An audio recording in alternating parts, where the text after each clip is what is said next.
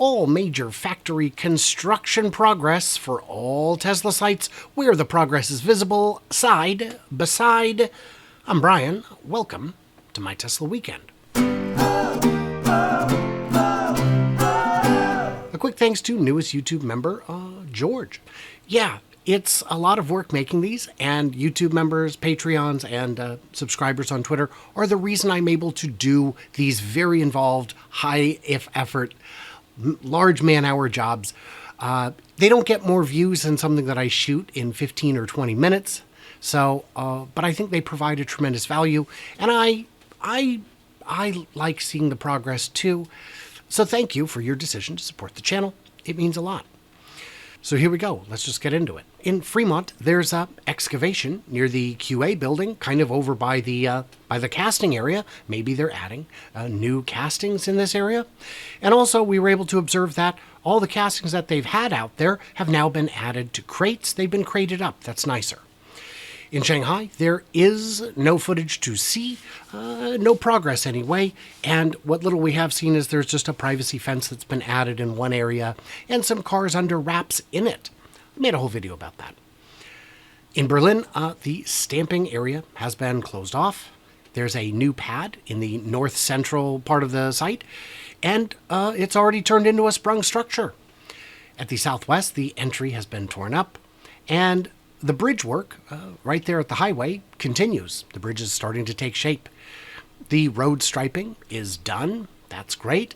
And the road itself is looking pretty good. There's a new access road that's been paved across the south there. And they put up guardrails.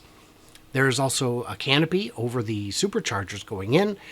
And the rail, the transit station, has a roof now. It's got most of its platform complete. The big warehouse on wheels expansion is going nicely. They've got a lot more concrete over there, and you get a better idea of what it's going to look like. And in the northeast corner, there's the recycling center. Yes, I had said it might be a concrete batch plant. I was corrected. Thank you for that. It's even got a roof over part of it. In Texas, oh my gosh, do we have a lot to discuss. There's some trailers that have been added at the north of the site for workers. The apron expansion is underway. And to the east, there's concrete that's been reworked. It's been poured. It's been cut for expansion joints. And there's some trenching over there along the building as well.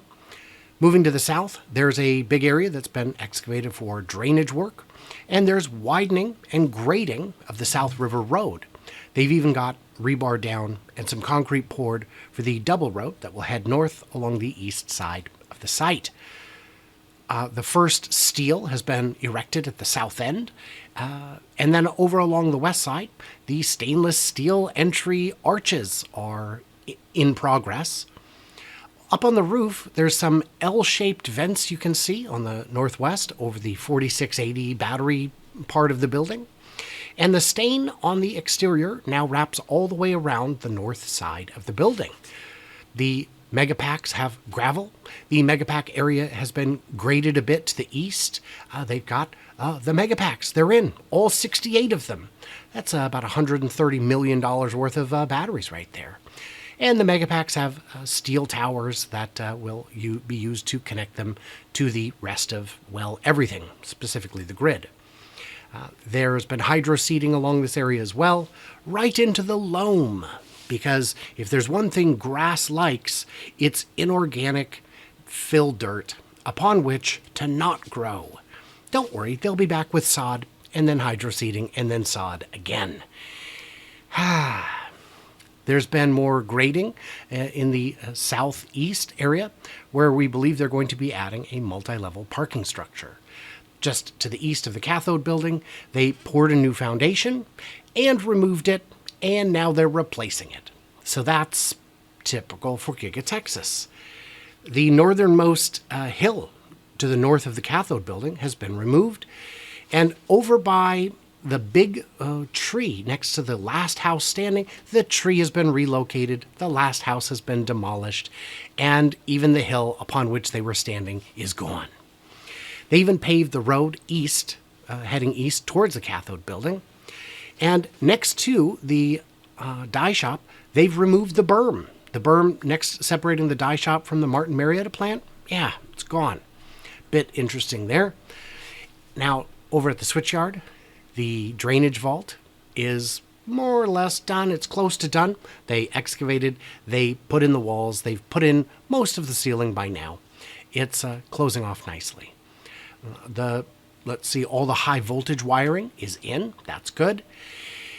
On the other side of the highway, the Tesla road, where it extends over to the farm to market highway there, the road widening is underway, moving along, looking nice. Stormwater management has all been addressed. They've been putting in new groundwater pipes for drainage. And in the big warehouse on wheels area we've seen developing over there, the concrete piles are mostly gone.